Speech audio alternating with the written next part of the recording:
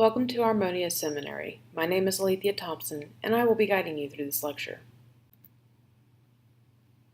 A Jedi does not take unnecessary risk, knowing that their life is important to the Jedi mission of bettering the world around them. In overcoming recklessness, a Jedi acknowledges and is mindful of how small the impact is perceived to have on themselves or others.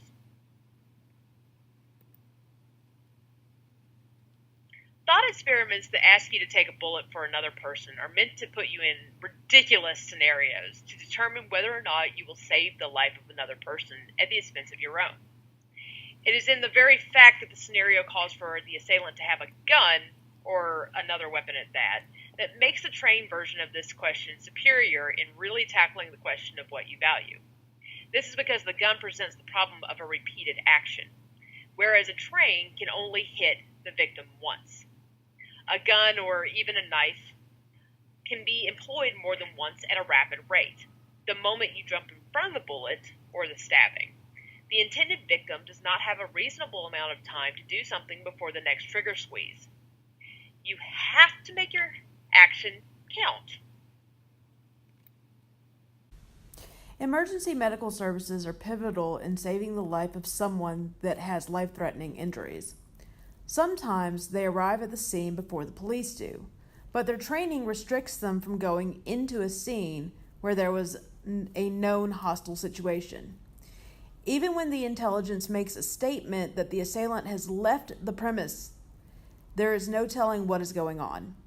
Although the victim may be bleeding out, a trained individual is no good to them if they are also taken out by someone else before they get to the victim. The EMS squad is told to wait until the police, who are trained to safeguard an area, have deemed the path to the victim safe. There is no particular answer to how people will react to a situation. There are instances when even trained personnel will step into a firefight for the first time and freeze. Sometimes they never make it to a point where they can engage the enemy. Now, this isn't common, but it is something that still happens. There are others who rush into a situation with no regard for what will happen to them because they just want to help. Until you're in a situation, you don't know what your first impulse is going to be. But it is imperative that you work on controlling your response. One of the first steps is to become aware of yourself.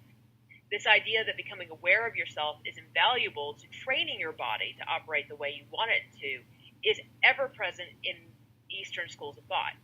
This is one reason you will find that meditation is considered the foundation by which the Jedi's path is built.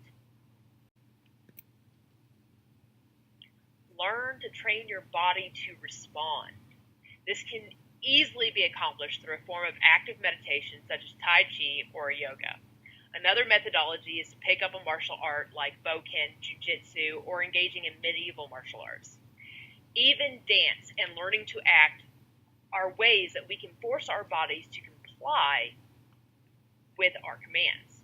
The act of controlling your movements gives you the best possible opportunity to overcome the primal instinct of fight or flight.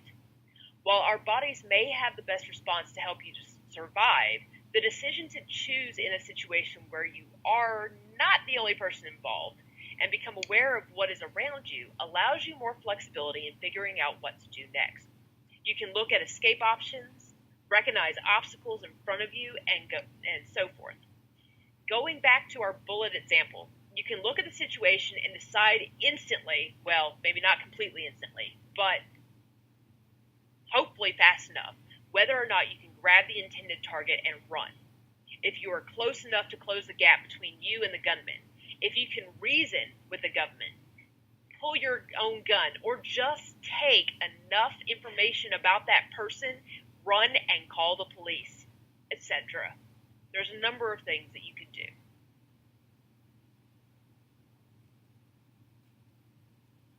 Know what a reasonable situation you might find yourself in is. We could tell you to become a jack of all trades, but that would probably be a waste of your time. There are plenty of people who do not swim at all, and they will never go near a body of water that is going to put them in a situation where they have to swim. So there's no real need for a Jedi to learn to be a lifeguard, or to go out and save somebody's life. So assess the types of things that you would reasonably encounter and train to respond to those situations. This includes vices you may have, such as anger management. Being reckless isn't just something you can do in the physical sense, you can also be reckless in your words. Don't take shortcuts. Shortcuts have terrible results. In your job, if you miss a step, it could lead to a loss of job that supports you and your family.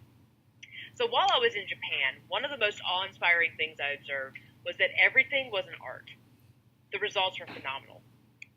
Just to give you an example, let's take the fries at McDonald's. I kid you not, at every McDonald's I went to in Japan, from various locations in Okinawa, Kyoto, and Tokyo, the fries were never greasy. I swear, the burgers you see on the boards were taken in Japan because that's how much care they took in their presentation. The attention to detail and work to improve upon the original preparation was part of the core of the Japanese culture to value everything they do. This is something that every culture could benefit from learning, to not skip the small details just to get something done. In respects to overcoming recklessness, this also means not skipping out on your training. To give you an example of something that might seem trivial but can be the difference between someone living or taking their own life. When someone tells us that they are going to commit suicide, we might dismiss it.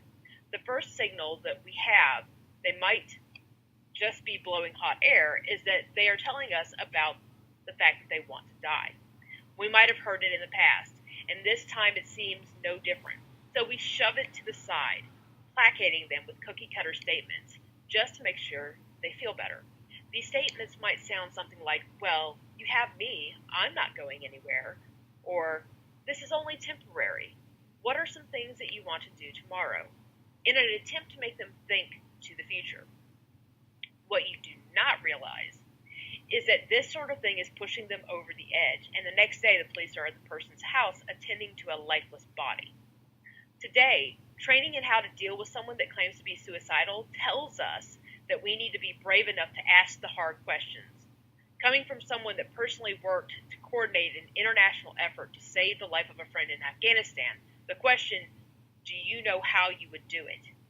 And beginning to gain information about where he was on the installation was what saved my best friend's life. After that, it was a matter of running to the closest Red Cross location and working with them to get a medical team into his barracks room. Be confident. Be confident in yourself. We do not always make the right choices, but we cannot waver when we make a decision to follow through with something. Much like shortcuts, hesitation can get you and others killed. All of the aforementioned concepts can be summed up in a very simple understanding, which is when a martial artist interacts with a plank. When you watch martial artists go to break it in half, they cannot hesitate. You have to condition yourself through mental and physical training to break it. It is during the motion that if you hesitate at all, which is linked to lack of confidence of action and commanding your body to act despite the potential pain, your potential for success is reduced to less than 1%.